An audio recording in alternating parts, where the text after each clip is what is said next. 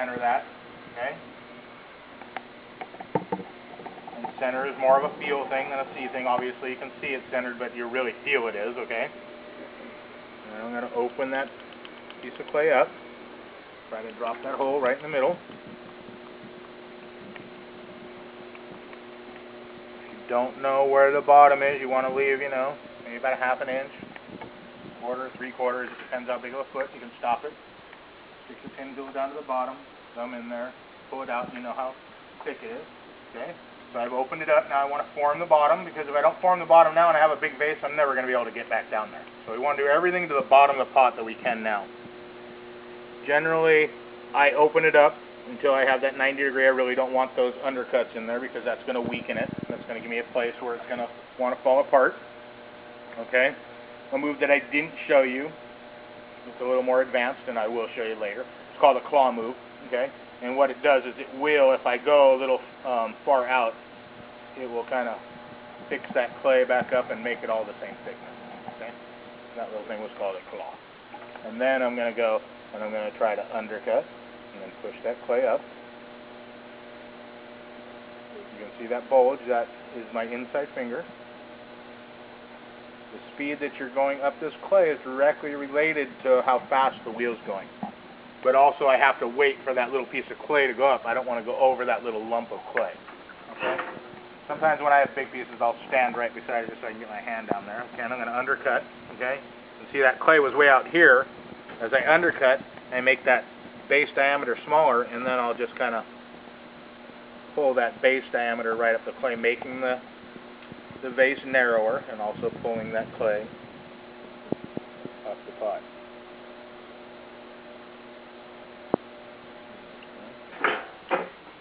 I always like to collar in the top. If the neck gets a little wider than the base, I'm always going to try to make that neck a little narrower than the base, because again, centrifugal force is always going to help me go out. Okay. I try to do about 3 pulls. After that, that clay is going to be getting a little overworked. So this will be my last pull, really. Okay, I got a lot of clay there.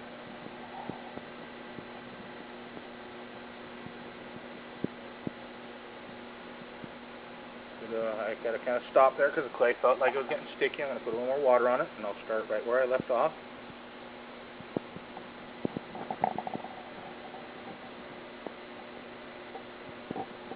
See, the pot's kind of getting a little out of center, meaning that I'm overworking it a little. But again, you get your rib. Now, you can see this pot's taller than my rib, and I always say to leave that rib at the same place, okay? So when it's taller, I'm going to run my finger up, and this is on the inside of the pot, get to about there, and then I can start raising them at the same point, okay? My finger there against the rib, and you can kind of see where it is.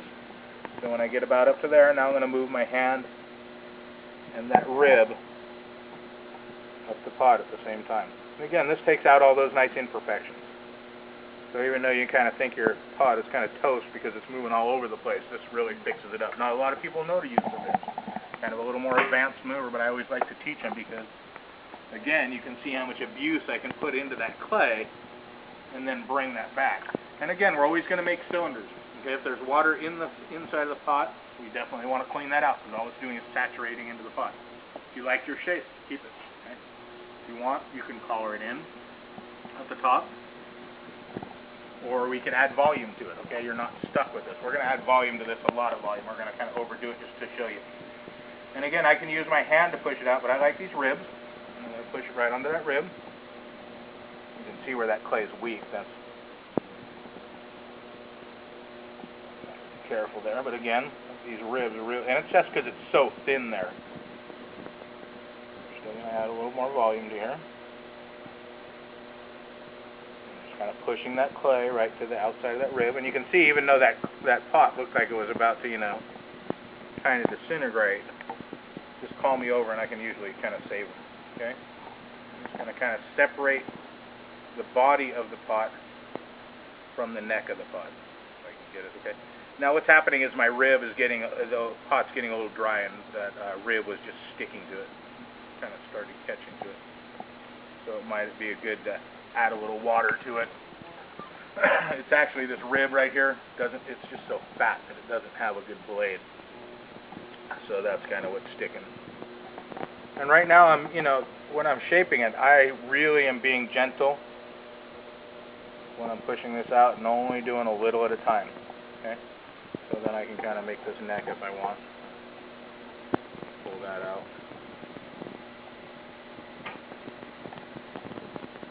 And again, if you wanted to give it any design now, you could, if you wanted to get, fancy, you could start putting little lines in it or something.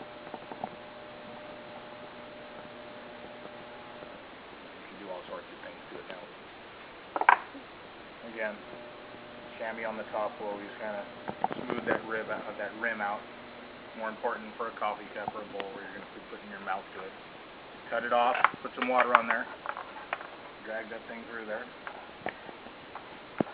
Push it, and it should come right off. You could take this off and put a bat if you're really brave. You can just kind of lift them up.